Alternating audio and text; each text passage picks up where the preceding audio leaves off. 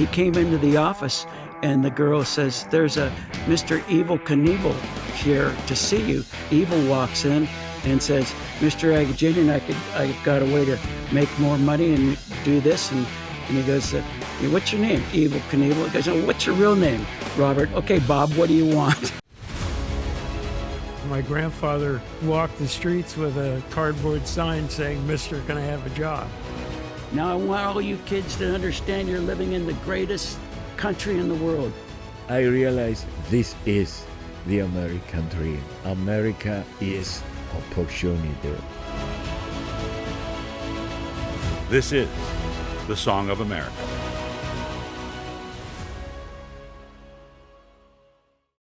We were talking about Joe Scalzo and the City of Speed, and I was reading the book, his writing is hard because he's so flowery. Flowery. Yeah, it's really. But then once you get it, it's pretty amazing. So he talks about how, Los Angeles was the bedrock of speed for Indy for all those years. Was his racing pictorial? Was that the name of his? One's called the City of Speed. The other one's called the Roadsters of Indy. We would sell programs in the grandstands, and there'd be a guy also that Vodden. Dave Vodden. Yeah. But that wasn't his. Yeah. No, but somehow I thought he had something to do with it, the racing pictorial. So how Los Angeles really had an impact on Indy, and is that what attracted your father to getting into Indy? So there was a number of reasons. An interesting thing that people that came back from a lot of people that came back from the war in the 40s ended up in Southern California, and so some of the best builders, Curtis Craft and A.J. Watson, who worked for Curtis Craft. Oh, I didn't know Watson raced. Watson Craft. Did. He was just a young guy learning, and there were just a number of fabricators. And, 5 of them. Yeah. There were 5 of them. And they all came out of Luigi Lasovsky and Kuzma, Eddie Kuzma. There was a bunch of builders in Southern Calofornia. Who built one of Dad's cars right in Torrance? Yeah, well, the one in Gardena was Kuzma. That was Kuzma. Yeah, right off of Redondo. But McGurk was just a mechanic. Was a cam guy. He was a cam. Yeah. Did you see that? Oh, he was a cam guy. Oh, McGurk cams, yeah. Yeah, so he was the chief mechanic on our dad's car. But these guys came back from the war. Oh, yeah. Isn't it? We're getting a diet. Wow. Get that. I saw this at a swap meet. I had to pay $400 for it, but I just wanted it because of the That's name. beautiful. Yeah, it goes so on cool. Yeah, it's a manifold for so it goes on like intake that. manifold like that, and the fuel goes in. It's a downdraft manifold. Downdraft carburetors along the top. Yeah. Wow. Cool, so Chris. Let's talk about that for a second, because post-war, my father-in-law, Ralph Tufankian, caught the tail end of the war, and they found out he had a supercharger on his 32 Deuce. Yeah. And when they learned that in the Army, they put him on the B-29 supercharger. I mean, like, is that how you get work in the Army? The turbocharger or turbocharger. Yeah, because Garrett Air Research was the ones that were making the turbochargers, and then they started adopting them over to the... I knew Ralph Tufankian, but he always worked for Costi. Right? Yeah, he did, yes. Yeah. So is that the intrigue of Los Angeles creating some of this horsepower? I would say that after World War II became the influence from the West Coast, the major influence from the West Coast. Before that, in the 20s and 30s, it wasn't California so much. It was just, I don't know. And that was IndyCar racing. It was just back in the Midwest. There was no special place. But California, after World War II, became really the hotbed of IndyCar racing and all that, because there were fabricators coming out of the World War II, and there were guys who, like Roger Ward, was an Air Force bomber pilot or something, and different drivers like that.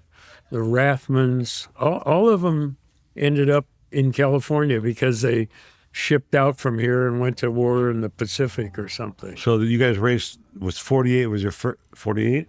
Yeah, Was the 48 first race? was Did the you first- race At Indianapolis, Yeah. entered a car At at Indianapolis. Indianapolis. every year after that? Yeah, every year after that. And then 52 Every came- year from 48, there's been a car with an Agajanian name on it to Wow. this day. Wow. And what's his name? Marco Andretti will drive one this year. Where was a picture The of Marco? grandson. Oh, over he's there? he's Yeah. the. Where did that go? I saw that picture, Oh, yeah. no, it was like, there, that right there is Marco Andretti. Wow. And see, he'll be driving a 98 at Indy this year with Agajanian curb as the Wow, that's entry. great. He qualifies fast. Yeah, So the first one you guys hit, what year was that? was 52. So early in the career of Agajanian Yeah, racing. yeah. That's it was pretty only good. 4 years early. 4 years into him entering cars in the Indy 500, he won the race. Local driver. Yeah, and local driver Troy Ruttman. And it's actually a really interesting story because Troy Ruttman came, my dad's office, you could see from this window right here. It's gone now, but it was right around the Channel, corner. on Channel, right? Street. And it was just This like, freeway's in the way. yeah, the freeway's in the way of it, but that was their rubbish truck route office, and my grandpa worked in it, and my dad worked in that office right where we could see out the window here, and in I don't know what year, it was mid 40s. 47 or 48, Troy Ruttman drove up to that office right down here. He skipped school that day. He was in high school and had a hot rod Model T. And he pulled up and he went in the office and he says, "Is Mr. Agajanian here?" And the secretary went and got my grandpa. And he came because he was Mr. Oh, right? no. And he came out and says, "Yes, what do you want, son?" He was like a young kid, 17 years old, 16, 17 years old. "What do you want?" He says, "I want to drive in your race car at Carroll Speedway in race." And my grandpa says, "Oh, you must want to speak to my son, JC," or Joshua, he called him, and JC.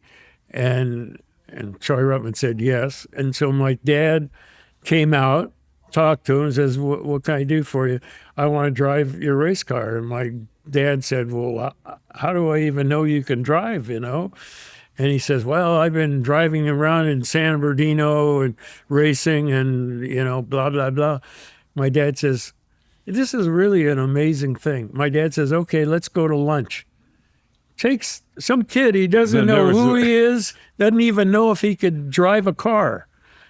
Puts him in his Cadillac with him, and they drive to a restaurant right in San Pedro. They have lunch. He pulls back to the office right over here, pulls back into the office, fills his gas tank up because they had a Gas tank of gas right there at the office. Fills his car up and says, "Come back, kid, when you're old enough." And he comes back and they win the 500. That's wow. How does something like that happen? How did your dad? And how did my at dad lunch- know what? Of Yeah. course, he helped a lot of young kids or talked to a lot of young kids, but how did that happen? It was a good lunch. And What did they have for lunch? Is the question, It's right? a good lunch. And the Parnelli Jones story is almost the same thing, except that my dad met Parnelli at Gardena Stadium, which is right here in Gardena, driving jalopies. And my dad saw him and knew that because he'd win every race he was in, Parnelli would. What happens to a kid like Redmond that, Well, playing out in Ontario and he shows up in San Pedro and then he wins the Indy after that? yeah. And then right after Indy, he broke his arm, started drinking too much, and destroyed his career. And Oh, wow. Well, he won Sorry, so I asked. young. yeah, and he was so won. young. He's still. still the youngest winner of the 500 and he had ever got in lots history. of money. 22. Yeah, 22 years old. In fact, didn't Dad Wow. offer to partner with him? Yeah, he offered. My dad said, "Look, you're 22 years old. You just won a lot of won money." 50 grand or 100 grand or whatever it was then," and and he said, "I'll match the money that you've just won, and we'll buy some property and develop property." Invest. And also, and Dad also said, you've got enough money because everywhere we go, they're going to pay you appearance money to drive. Yeah. So we just take that money you made, right, Yeah. Terry? And then you're going to get money for all the Yeah, events. living expenses and all that are Right. taken care of. for appearance Yeah. money. Yeah. So Troy said, "No, I'm going to buy a plane and a yacht, and that's what he did." And then he died broke, which is a sad story. That's He's a amazing. wonderful guy. That's I mean, amazing. you know, he's a And all the drivers all thought that he was the most natural talent yeah. of all. They were all looked up to him. The Yeah, Parnellis and- Parnelli idolized him, and Yeah. and Parnelli did the same and saw that he was broke and just an alcoholic and all, and he and so Parnelli, when he signed with my dad made him the same offer, and Parnelli says, "Yeah, I'll do that." Parnelli he's just passed away now, of course, Yeah, but that's right. he was probably to this day is still the richest race driver there is left. I mean, they bought acres and acres in Orange County with orange groves and turned them into apartment buildings. And Avocado Grove. yeah, yeah, So that's is an Armenian sensibility. yeah, I mean, this idea of coming to America with nothing and building that base and that sensibility got handed to your father, yeah. and he tried to Yeah. impart that on this young kid. Yeah, and he couldn't talk Troy Ruttman into investing, but he talked Parnelli into it, and that's why Parnelli is in a nice house in Rolling Hills, right? Yeah. His wife is Well, now. didn't he have a auto chain or something? That was Or Ford. Yeah, tires. Tire- No, he Ford had and 30 Firestone. Yeah. Firestone stores. Really? 30 of Wow. them. Yeah. Yeah, he did really well. And he owned then the Ford dealership with Val's Parnelli. That's Jones right, yeah, Ford Val's Parnelli on Jones. PV. I mean on Hawthorne, Hawthorne, wasn't it? Yeah. right? Yeah. I wonder if my car came, the paint, or my uncle must have bought something because he was a Ford guy anyway. I kind of remember this conversation. Anyway, it's not important. So that was, what year was Parnelli Jones win? 1963, they won the 500 in that car But he right went there. there in 1960. Yeah, Six- 1961. The Watson 61. downstairs? 60 was Lloyd Lloyd Ruby, Ruby, that yeah. red car right Yeah. there. 1960 was Lloyd Ruby. Yeah. And then in 61, Parnelli was Rookie of the Year. He led almost all the laps. And in 62, and in 61, he had there was an accident, and there was a bolt on the track. Yeah. And when they started going, that one, I think it was, well, I forget, he was number 5. What's his name? I forget it. But anyway, his car kicked up a bolt and went right through Parnelli's goggles and hit him right above the eye. Wow. And Yeah, he let off. blinded him, yeah. He let off the throttle right away, and when he got back on it, it soured the engine. But he'd come into the pits and go like that, and blood would pour out of his goggles. Yeah, he emptied his goggles with blood in it and kept racing. But Oh, my gosh. That was 61. In 62, he led. He was a lap and a half ahead of second place, Yeah. and the exhaust header that came out of the side of the Offenhauser engine down the side was rubbing on the brake line that was going to the rear wheels, and it was by 3/4 of the race through, it had worn a hole in it. And when he was coming down the front straightaway and stepped on the brake, there were no brakes. Oh, that's good. That's why there's a rule now at Indy that you have to have brakes or you can't continue the race. Oh, no. Because he finished the race with no Or brakes. just downshifting, compression. couldn't even There's no downshift. downshifting. It's just It's in and out. It's in and out just blocks. going, yeah. So, Oh, really? So he would slow way down. The car would coast all the way around the track, and then he'd come into the pit, and he'd cram it into. By then he was about 5 or 10 miles an hour. We put tires out. I was on the pit crew. We put tires out. He'd run over the tires and try to stop and cram it into the crash. Can you imagine that today? Rub the wall. Yeah. But they would never allow that today, right? Yeah. And we don't have it, but the mechanic was Johnny Polson. Yeah. Cut the brake line and sawed it off Yeah. with the little worn out hole, had it chromed and made a keychain out Who of it. has that? Dad wore that keychain Well, I for a lot know, of but I'm years. saying one of us either have that What or a our piece of sister has it. memorabilia. Yeah, and that saved that was the would have won the Indianapolis 500 had that not happened. Yeah, it was a little piece this big that they cut and chromed, and you could see where it was worn through. That's amazing. So that's 62, and he was leading all those laps as well. So in 61 he did, and then in 62 he led all those laps, and in 63 they just knew he was going to win, and he did. It had a crack in the see the gas the oil tank on the side where the 98 is. Yeah, Right there. Well, right in the middle where the 9 is, there's bolts that go through the oil tank, and then it's aluminum, and they're welded so that you could put the bolt through and bolt it onto the side of the car. It cracked, and oil started flowing out of the oil tank. So he's leading the race, and they're took out the black flag, and they're ready to black flag him, which would have taken him out of the lead completely. and out of the race. And and my dad ran down to the starter, who Harlan Figler. Very good, Jay. Harlan No, Figler. Wow. Pat But it Vadan. was Pat Vadan then. Oh, Pat Vadan, Harlan sorry. Figler was Earlier? he was a flagger the years before. He was. But Pat Vadan. And who was in second? And then Jimmy Clark. Clark, the Englishman, and Colin Chapman, who was the builder of Lotus and built the car that was in second place. He ran down there and said, "Black flag him, he's putting oil on the track."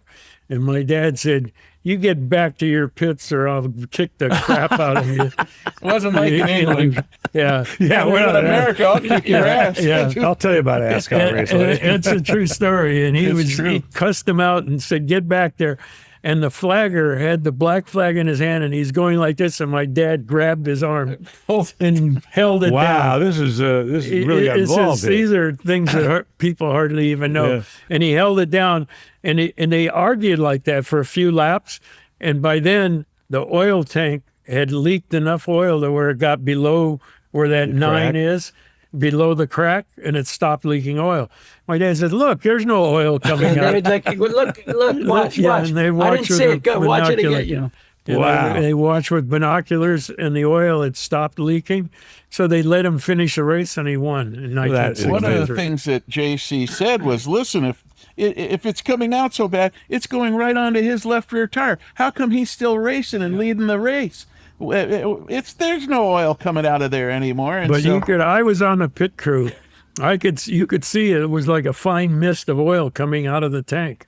But That's And a amazing. few guys were spinning out, but most of the oil was going on the left rear of the car, and Parnelli wasn't spinning out. It's almost like the Wild West Yeah. back then. I was also told by other drivers, Aggie's car wasn't throwing that much oil. There was oil all over the Indy 500, Right. the 2.5 mile oval. Yeah. Other guys were leaking oil all the time, but no one was calling them on it. But they called the 98 car on it. Well, Eddie Sachs called the 98. But that's why now you see the starter.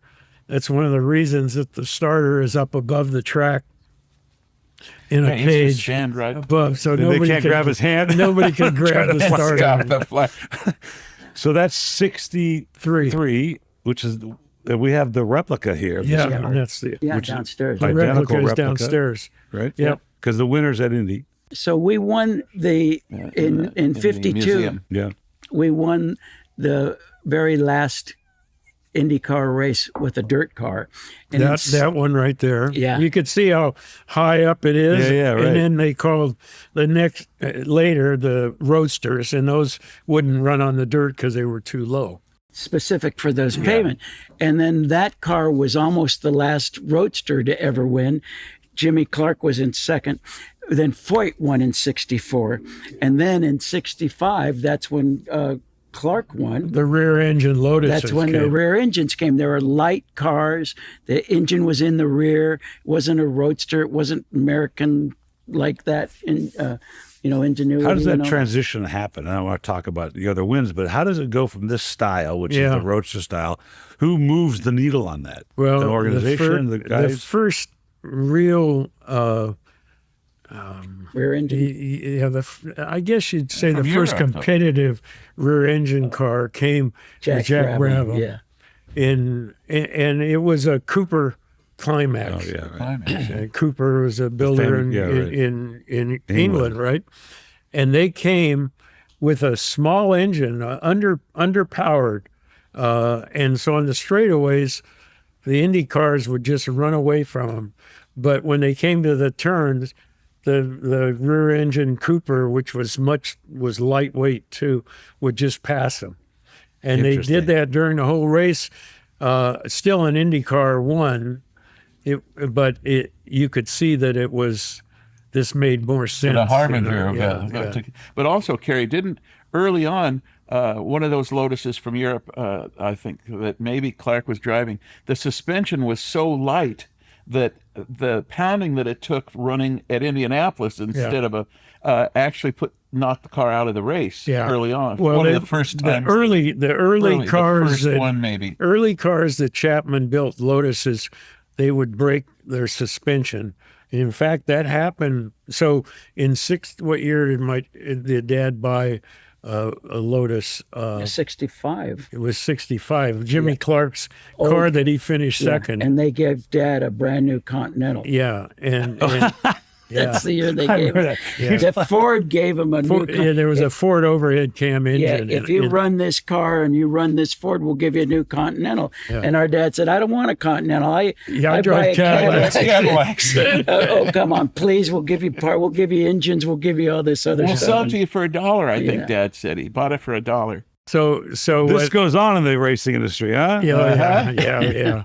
So what happened was that we then got the Lotus that Jimmy Clark had finished second in the year before, and Parnelli was in it practicing faster than anybody, and the suspension broke during practice just before the race. I forgot about that. And the suspension pieces were all thin and narrow and lightweight. Oh, lightweight. Which was how Chapman built the Lotuses. Mm-hmm.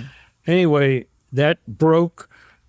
I was on the pit crew that year too, and we worked all night long for 2 days, 24 hours straight, and got the car back into shape. And we never knew whether it was right or wrong. And Parnelli got in the car, and they gave the green flag to run the race, and he ended up second. Never led a lap. Never led, but followed Jimmy Clark. And then, so that was it. Just 2 wins at Indy under our dad, but under our name. Then the next win was, what's his name? Alexander Rossi. Rossi in Northern California. No, it wasn't Rossi. Oh, no, it was Dan Weldon. Dan Weldon in 2011. 2011. It was Dan Weldon. So from 63? Yeah. 2011. Well, Kerry continued. That's tough, man. Kerry continued that on with his buddy Mike Curb, the ex-lieutenant governor from California. Oh, yeah. And then they got together and they would put in cars, and they'd either have to lease it for the month or rent it and get a driver in there. But they continued to keep the Agajanian name alive. Bless his heart, Mike Curb, and doing all that. And then, and it continued on until Kerry made a deal with Brian Herta. Yeah. Brian Herta actually raced a go-kart at Ascot back in the day. Yeah. So Brian Herta, who was also raced at Indianapolis, became even a better car owner. And Kerry and Mike Curb partnered with Brian Herta. I represented Brian as his manager years before, but he, like Chris said, he raced at Ascot on our slick track in go-karts. Speedway track. Right. Yeah. Right. And then, 2011 he wins. So 2011 we win with Dan Weldon. and then 16. is it 16? Yeah, 5 years later. Yeah. So it's 2011, the calendar, 100th year count, the 100th. Yeah, it was Yeah. the 100th year. It was and the then we, The calendar, 100th calendar It year. was 100 called the calendar. Centennial. right. And then we won the 100th racing. 100th running. Running. Of the event. With, That's got to be like a landmark. yeah. Two landmarks. Everybody wanted to win the Centennial. People were trying to win it, trying to win it. We never led a lap, but we were very competitive, the Dan Weldon car. And then finally, in the very end, Yeah. he was catching cars and he was racing and all that other stuff. With a few laps to go, he ended up in second place. And they were coming around for the very last lap. For the checker flag. And J.R. Hildebrand, that had finished second place 3 times and never won, he's finally leading the race. He's in turn 4, ready to go down to get the checkered flag. Turn 4. And he avoided a car, got in the gray, and hit the wall. And when he hit the wall in turn 4, his right front wheel went up in the air and it's spinning sideways. And he steps on the gas and he's throwing sparks all the way down the front straightaway. And here comes Dan Weldon, 100 yards from them, passes him. Unbelievable. Yeah. And then so the number 98 won the Centennial, which, everyone wanted to win the that's Centennial. huge. It was huge, yeah. That was, Herta was the actual owner. We were an entrant, but the Agajanian name in 98 was on that car. Yeah. And then 5 years later, Alexander Rossi did almost the same thing, right? Yeah, it was unique that, because of World War I and World War II, there were 5 years that the race was not run. So the 100th running, everyone thought the Centennial was the biggest, but the 100th running of the Indianapolis 500 was the most significant race of all. I would think And so. so it was, 2016, they yeah. kept, the 89th running, the 90th, the 98th running, the 90th, and everyone goes, the 100th running, and it sold out way in advance, 350,000 people sold out.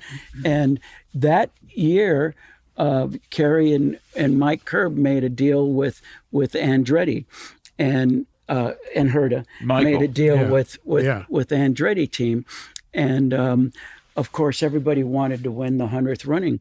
It ends up that Alexander Rossi, who qualified 8th or 10th, Yeah. he qualified very well. First time, Alexander Rossi had never even been to Indianapolis, let alone driven an Indy car. So he drove one race before in, I think, Phoenix, and then he went to Yeah, Indianapolis. that's right. Yeah. Is that just pure talent to do something? Well, yeah, he was a Formula One test driver at the time, and he's an Yeah. American guy from up north. Right. And so, they decided to put him in the car, and he took to it right away, qualified well in 10th place. He raced up to 8th place. He came in for a pit stop, and the fueler couldn't get the nozzle out of the car, so it went back to 18th place. Then they went back out there, and if you're listening on the headset, Rossi's going, what happened? There's, we just, and Brian Hurt is calming him down. Don't worry, we're okay. Don't worry about it. We'll get it fixed. So they change the hose. They change all that. Comes back in. Now he's kind of up to like 15th or something, goes in there, and the hose gets stuck again. And from that position, he goes all the way back down to last place. And he's now Alexander Rossi is kind of freaking out in his helmet. And and Herta is saying, don't worry, here's what we're going to do. We're going to do a strategy, and this is how we're going to win the race. I remember listening to it, and I'm going, here's how we're going to win the race. We're in last place. What's Brian talking about? So what he ended up doing was he had Rossi just go with fuel economy and stay at a steady speed and skip one full pit. And he ended up skipping the last pit stop, and he was out in front. And for They 10 kept laps, him at a speed that they figured he could finish the race, but Without he a pit was stop. at a much slower speed. Yeah. But he wouldn't have to make the pit stop. Herta kept saying, clutch and coast. When you Yeah. get in there, just put in the clutch and coast through the turns and then go down the straightaway, but don't go over 2.5 miles per gallon on this thing. So he's racing and he's going, and then Rossi's in the last couple laps, he's going, they're passing me, just let them go by, you're still in the lead. And then on the very last lap, down the middle of the back straightaway, Hurry goes, okay, step on the gas. Talk about strategies and figuring out how much mileage. They don't have gas gauges or any of that other stuff. You have to figure it all out. Yeah, right. He's step on it. He's halfway down the back straight. Okay, full throttle. He steps on it, full throttle, goes down the back straight, goes into turn 3, and then runs out of gas in turn 4. The same turn. Runs out of gas at the Indy 500. Yeah, the same turn that Dan Weldon had passed J.R. Hildebrand where he crashed. Rossi runs out of gas, goes down the straightaway. He's going 135 miles an hour down the straightaway where he was just going 260 miles an hour. Huge. And runs out of gas, crosses the start-finish line, wins the race, coasts down into turn 1 and stops. Runs out of gas. They hadn't pushed the car back. So turn 4 should be renamed Agajanian. And I was in the pit watching this, and he goes by the checkered flag like this, and all the cars all came like a zooming by. But it was too late. And he just First one did got the checker wins. That must have made the press. That must have been an amazing story for and the second place race. guy was so ticked off. Yeah. I forget who it was. Was he a driver for Andretti? He wasn't an Andretti driver. I don't remember. So that was 2016. So 2016. Yeah, that was. I mean, the tech in those 2011 cars and has 16. changed radically, right? I mean, now you guys have so much information. Yeah. It's crazy. Yeah, all of it is carried. The pit area, the engineers know the temperature of the engine, the RPMs, and all of those things. Everything. The data feed. And they know the tire pressures and how much air is in the tire. But they can't gauge exactly how much is in the fuel tank. So it's a hit and run to some extent. But they pretty much know where they are fuel-wise, They too. could tell when the car comes in after however many laps, 50 laps or 40 laps, how much fuel they just put in. So now they calculate for that. What the consumption is. But there was always fuel in the fuel line, too, that wasn't accountable. Oh, that's true, too. Yeah, right.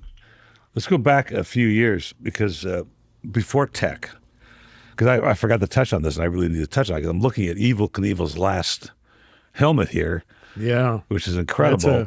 And I was talking about this Facebook page where this guy loves playing with the old toy, but that was your dad or you were the agent. Were you his agent? How did that work? That's a car right there they're talking about. The tin car, you mean, that the kids were playing with? No, that was the Evel Knievel helmet. What you wind up. That toy. Yeah. You put it on a jump. What had happened was that at Ascot Park, our dad used to put on a race, a 100-lap TT race, motorcycle race, where they go through the different turns and over a jump. And it was a 100-lapper. It was very popular, and it was on ABC Wide World of Sports. And some guy comes up to our dad later and starts talking to him, and he says, I know a way to make you some more money.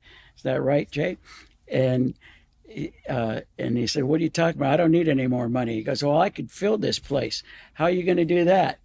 Well, I'm going to bring my motorcycle, and I'm going to jump over 15 cars. And Dad said, I don't need you to get me any more money. I have Wide World of Sports out here. They're giving me plenty of money to put this race on. Why would I want to go with you? Well, so Evel made a deal and said, look, you give me $1 for every person more that shows up this year than last year, and I'll do the jump, and I'll do it at intermission. So how would you figure that out, though? So exactly. They had last year's, and so he comes in and he says he came into the office, and the girl says, there's a Mr. Evel Knievel here to see you. So he walked. So Evel walks in and says, Mr. Agajanian, I've got a way to make more money and do this. And he goes, what's your name? Evel Knievel. He goes, oh, what's your real name? Robert. Okay, Bob, what do you want? he was racing at Ascot Robert Knievel, and I used to pay him like $5 because he would finish last. He was not a very good motorcycle racer at all. And Now that's really funny. yeah, and that's true true, story. yeah. And I'd give him the envelope with $5. Here you are, Bob. You know, you finished last again. and he was like an amateur, really. And that's when he came to our dad and told this idea of how he would make him more money, and it wouldn't cost our dad $1 more because he'd have to have more people in the grandstands than they did the year before. So he must have thought he had a following of some sort to no get an following increase. at all. Nothing. And this is the first the time. ad- This is the first time he ever he had jumped to advertise. professionally. Yeah, and Bill Fleming asked him, he goes, and he's interviewing him, and he's wearing a suit, and he's asking him, you know, well, have you jumped before? He goes, yes, I have, Bill. Well, how many cars did you jump over? Well, 13. I jumped over 13. Well, how'd you do? Well, I crashed. And he goes, That's true. I'm going to jump over 15 here, you know. Yeah, am I crashing? Yeah. So, that was the why you went. Isn't that why you went? So what they happened? did it, and I was always thinking. I remember when we were setting up his ramps so that he could practice, and he's in the back on the back straightaway practicing, and we got him all set up, and he's doing these jumps and just doing some test jumps, and my dad comes pulling in his Cadillac. He comes over, and I was over in turn 4, and he goes, "What's he doing over there?" He's just practicing, Dad. He's doing some jumps. He's practicing. He goes, "You go over there and tell him to stop right now. We got a show on Sunday, and if he breaks his leg, that's over. We've been advertising him." Blah blah blah blah. I got on the little motor. Hey, Evel, my dad said you can't do any practice anymore. He doesn't want to. And he started loud. He just loved our dad, you know, and that's why he came out there. He knew that our dad elevated him and was a good, fair, honest man. So he made that deal. And I was always thinking, how's he going to go and work intermission? And it takes all of like 30 seconds to jump over these cars. So how are you going to take up a 15-minute intermission on live wide world of sports, you know? But he did, and he would race towards that jump, and he'd pull off to the side, and the crowd would go nuts, and he'd do these speed wheelies down the straightaway. That was Standing and a lot of them. standing on the seat. Yeah, standing on the seat, and he'd do speed wheelies and do all this, and he'd even start. And then the announcer is going, "Okay, here he comes, folks," and he starts racing, and he starts hitting the kill switch on the bike, ba ba ba ba ba ba ba ba, and as he's doing that, he's hitting the kill switch like the bike's not going to go, you know. So he was doing all these little antics until it was time for him to jump. He was a showman too, then. Really a showman. great. It finally comes time for him to jump, and he's at turn 4. He goes, races up, and everybody's waiting for him, and he skids to a stop on the ramp to the top. Just at the top. And he asks for the microphone. And they bring him the microphone, and he addresses the crowd. And he says, "Now I want all you kids to understand you're living in the greatest country in the world. This is America, the land of the free. And you listen to your parents, and you go to school, Yeah, it was and you do amazing. this." Eat your vegetables. He would say that too. So, you know, and he goes, "Now I'm going to go back, and I'm going to risk my life here in front of this crowd on this Triumph motorcycle." And all the guys back in England at Triumph went, Triumph. "Who is this guy?" You know, so he ended up getting big sponsorships out of that stuff, and he went back, and then he wrote, you know, he kind of worked his way back off the ramp, and he got a ticket, and he jumped over the thing. That's how he did Did he make 15 it? minutes. Like Did he that. make this one? You know, And I he was- made first it, one. He yeah. made that jump, and it was on Wide World of Sports, which was a national TV show, right? So Yeah. he became the Launched his client career. of Yeah, JC. yeah. Well, And- he loved doing jumps for our dad, and he ended up doing it a lot. But Jay, I'll tell you, Evel had raced for other promoters, and they would stiff him. After that last race, Evel gave this is a toothpick, a gold toothpick, Holy cow. antique. This is a gold nugget, That's solid gold. Big one. And this is something from a little fob, and I believe it says JC Agajanian. read that. Yeah, what does it say on there?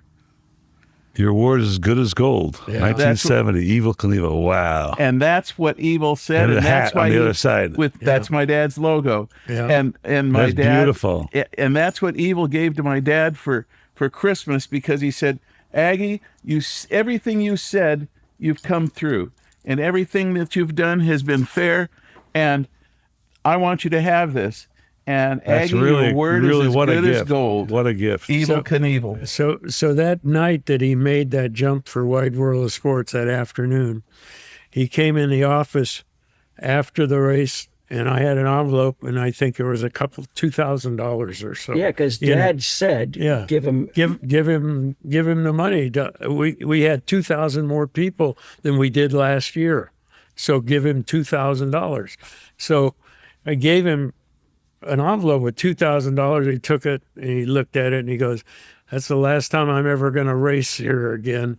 I'm jumping from now on," because I used to give him $5, and the Okay, next that's thing funny. he gets the $2,000. Well, hold on a second. What you're missing is that he did something like 1,500 people or something like that, and Dad told you just give him $2,000. Round it up. Give him $2,000. Yeah, we rounded it up. It wasn't that big a deal, but the next day he comes into the Monday after that, he comes into the office, and he like throws the money back at my dad. Now, And- wait. Can I help you there, too? Well, yeah, Karen? and you do it. Okay, then. no. Dad was on the phone with Indianapolis setting That's up a what I'm midget saying. race. Yeah, go ahead. And Evel sits down there without talking. Dad goes in and gets the envelope that you'd sent up to the press box Right. with the money in it and throws it across the desk to Evel. Right. Evel counts it. Dad's still on the phone. Evel counts it and throws the money back at Aggie.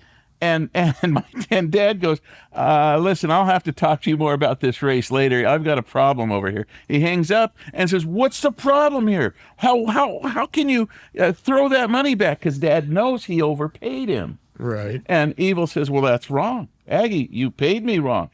Dad thought he was trying to squeeze him Yeah. and get more money out of him. I've already given you a tip, Right. more than you should have gotten, Right. and now you threw it back at me. He says, no, Aggie, you've overpaid me. You could take some back. And my dad said, Well, that's not the whole story, Jay. okay, let me finish my So- part, and then you pick it up. How long is it going to go on? This is it. Okay, Dad so said, start- listen, when I make money, you make money. You had a that's funny. good jump, Yeah. and I know it's more than you were going to get. I paid you extra because I pay all of my people more. If I make more money, they make more money. Yeah. Well, what happened was Evel throws the money back and says, "You've overpaid me." And Dad says, "No, look, that's what it is." And Evel says, "No, I know you overpaid me because I don't trust promoters." Yes. And this is the That's most right. This is important part of important it. part. This is how smart, though, Evel Knievel was, who was really a uneducated guy from Montana. Yeah.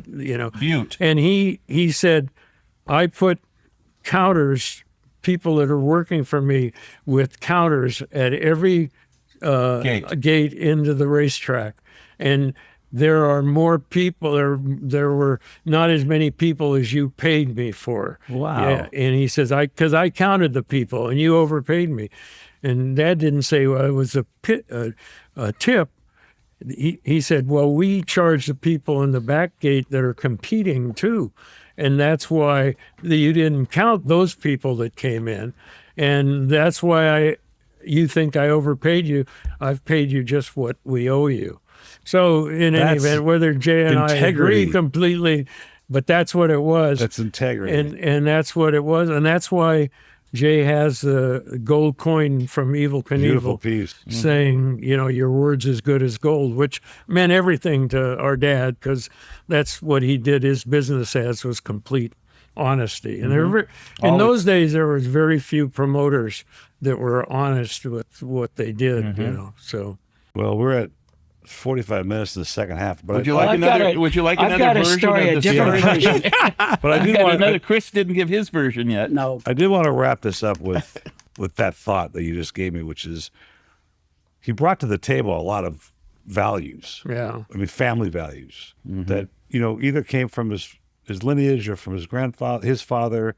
Yeah. But he passed them on to you guys. Yeah. Are those the lessons you learn, what you hang your hat on when it comes to just doing anything in your daily life? It seems natural to me. Yeah. What you're saying, it isn't like, oh, gee, let me think what did Dad used to do, and I want to help it. It just, you could ask my brothers when you're through with me. It just seems like the natural thing to do. Just do it right. It's the right thing to do. It was just ingrained in us. Yeah. I mean, we were born into that, and that's what we saw. I had a unique perspective because as I went through, we talked about how we all sold tickets, parking tickets, and programs and all the rest of it. But I worked in the office and counted all the money that came in at the racetrack, all the tickets that were sold, and my dad paid right to the dime every dime that was owed, because we paid on a percentage of how much money came in the gate to the drivers. So, and I was the first person to know exactly how much was brought into the track. And my dad always paid right to the dime. He never said, oh, put that money, because it was a cash business. Yeah, and he that's right. never said, put half of that money in your pocket. Skim the top. Yeah. There's no way they could have known, Yeah, Carrot. and there's no way they could have known, Nope. really. You could have cheated them. Even Evil tried. Evil knew tried to catch there you. was a way to Evil. cheat, and he was. Is that a Rusa High thing? I mean, Yeah, it might be. look, let's be face it. The Glendale group doesn't have the best reputation. They're rough to work that's- with sometimes. That's the new generation. Yeah, and that is the new Armenians. The generation. old ones, I think, were they were proud, Yeah. more of a proud people. Our dad also had a family section at Ascot. He had a section in the grandstands that no one was allowed to drink beer in. Yeah. Because he didn't want, Really? he That's had early. family people and he didn't want drunks or anything else. Yep. And when we had the motorcycle races there, a lot of hoodlums would come to that. There's a fantastic races. A place would be packed every Friday night. But he hired a lot of off-duty policemen, so he had arrest power. Yeah. And they would fight the Hells Angels. They'd tell him, you can't wear those colors in here. Yeah. Either turn it around or you're not coming in here. They'd try to fight, and we'd have cops that were doing that. So he always tried to keep the family oriented, and we'd all jump in the back of his Cadillac, go to church on Sundays. And then sometimes a Continental. Yeah. Once. One year he had the Continental. What Chris meant when he said you can't wear your colors in here, that the Hells Angels or any motorcycle club, and they were coming to see motorcycle racing, they would have their name and everything stitched on a vest that they would wear over their Levi jacket. And that's what they couldn't wear. That's what my dad didn't want them wearing into the stands, because sometimes some guys back there going, hey, well, that's the club that we're going to get. Yeah, right. And they'd go down and start a fight. So you take your colors off, your colors meaning your name and everything of the club you belong to, and you come to the races and watch it like a normal person. And that's what really made it. And this special section, the family section that Chris was talking about, you couldn't even drink beer in there. So that was for the families. And so it just made the crowd bigger. It just made everybody happy. He killed off the problem right from the beginning, and it couldn't have been better. It just seems like a incredible legacy. And you, as brothers, have continued the name. I mean, I was asking Chris earlier, Agajanians are everywhere. Yeah. And it sounds like it started with Yeah. JC's father Yeah. coming to America. Yeah, it really did start Really with our did. grandfather, and his idea actually to put our dad into the business side as well, which because I think our dad we probably would have never been born, I think, because our dad would have never made it driving a race car. It would have so dangerous Yeah, for in those sure, back years. then. Who knows? Well, Paul, there was another Agajanian that was at one time even more famous than our dad, and that was his younger brother, Ben. And Ben Agajanian That's was right. the very first. That was his brother? That's His his younger youngest brother. And he wanted to play football, and of course, our grandfather, James T., the same one that shook his finger at his son JC, you're not racing. He didn't want him to play football because people not. got hurt playing Yeah. football. But Ben ended up, Uncle Ben, Booten Ben Agajanian, ended up going to University of New Mexico. New Mexico. and they called it UNM, University of Nothing Much, and then, and he went there, and he was playing ball there and kicking, and he worked for the Coca-Cola company on the side, and to make some extra money. And he was holding some cases of Coca-Cola in an elevator, taking him up. It was a commercial And, elevator. And the doors, there were no doors on it. So when it went up, his foot was just kind of overlapping. And it was his right foot, his kicking foot, and it ended up mashing the toes on his right foot, almost cutting him off. And when he went into surgery, the doctor, they said, you're not going to be able to walk very well, let alone play football again. And he said, well, Doc, can you just cut him off even right at the end? Oh, come on. And they did that, and he ended up having a special boot made for him. He wore a size 7 on his right foot and a size 10 on his left foot.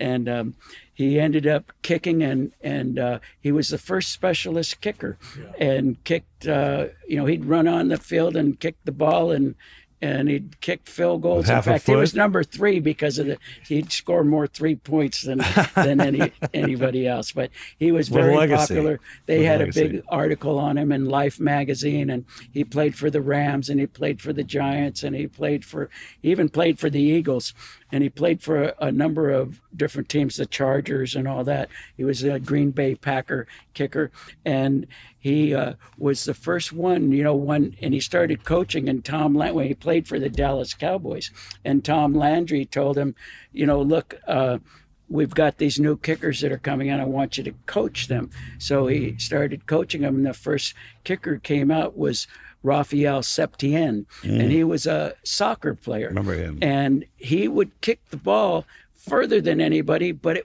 he'd shank the ball, it'd go off to the side.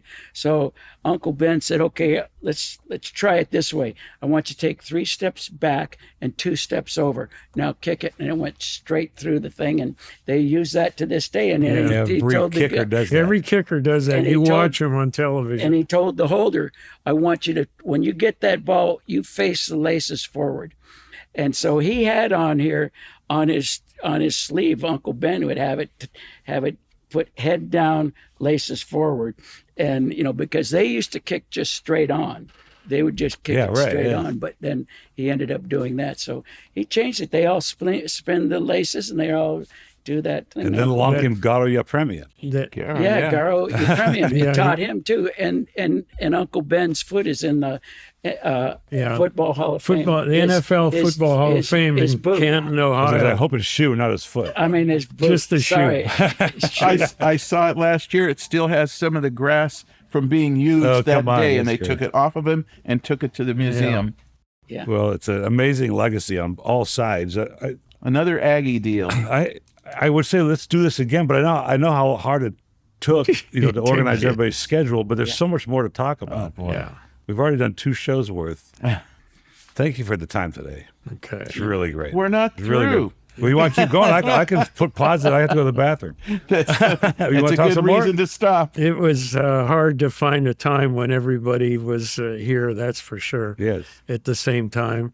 Josh just got back from Australia. Yeah, Our he said. other son who was going to come is on his way back to Italy to do interviews at Ferrari for the F1 race. Wow.